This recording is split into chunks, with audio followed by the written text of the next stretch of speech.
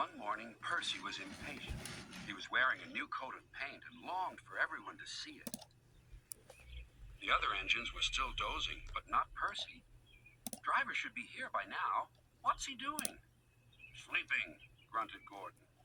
But that means I'll be late. The coaches will be waiting, and the passengers will get cross. Rubbish, puffed Henry. It's still early, added James. You just want to show off. No, I don't. Never mind, Percy, said Thomas. It'll soon be time for work. But be careful, or you might run into danger. And Duke is not here to save you. Duke? Stuttered Toby. You mean our hero?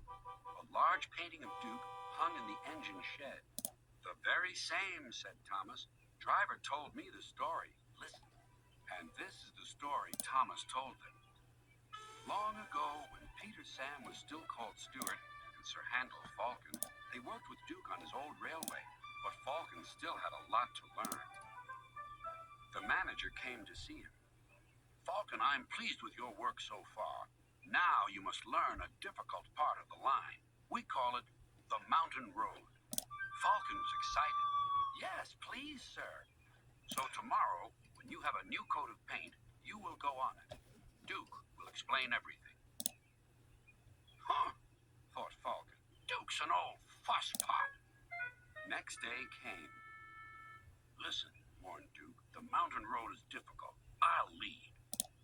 No, replied Falcon, I'll lead. How can I learn the route with you lumbering ahead and blocking the view? Suit yourself, said Duke, but never mind the view. Look at the track. The engine set off. Look at the track, puffed Duke. Never mind the view. Fusspot, replied Falcon. Fuddy-duddy, fuddy-duddy, fuddy-duddy. The engine speed grew slower and slower. Don't dawdle, urged Falcon. No hurry, puffed Duke.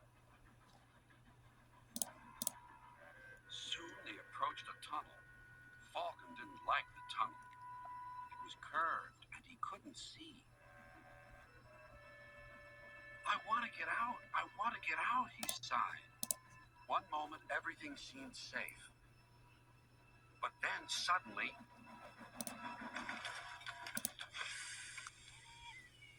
Falcon was derailed and hung dangerously over the edge.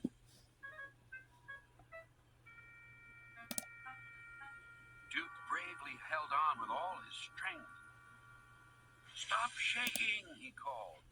I can't hold you if you shake. Duke's driver and fireman worked quickly to make the two engines safe again. Then came more trouble. Water, cried Duke's fireman. Duke needs water, quickly.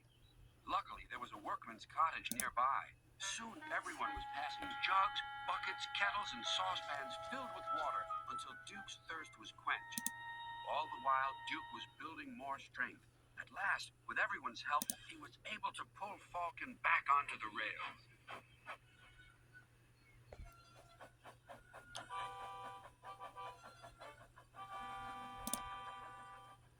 Then they started off once more.